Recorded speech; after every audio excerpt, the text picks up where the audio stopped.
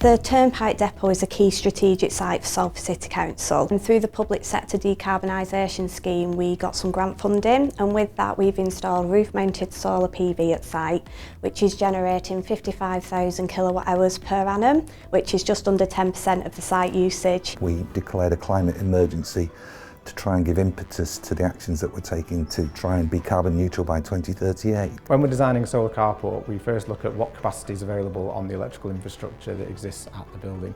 In this case, it's an environmental services building, and then we have to design our system to be compatible with what's there on site.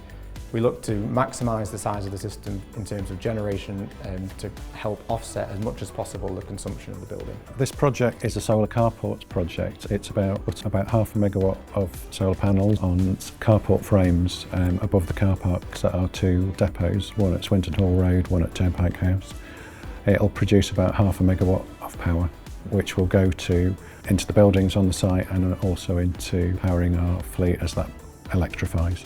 We've taken a whole site approach to Turnpike Depot, fitting voltaic cells on the roof. We are introducing air source heat pumps to the mess room. We've got European regional development funding, which is allowing us to create solar charging ports for the vehicles. So that's important for us, partly because transport is one of the biggest impacts that we have as a local authority. So as we move towards electrifying our coal fleet, that's going to help us with that infrastructure to be able to introduce those. Solar carports consist of a few key parts. The frame mounting, where we have steel structures over the carports as like a canopy. Solar panels on top of those, which generate the DC electricity to feed back to the inverters.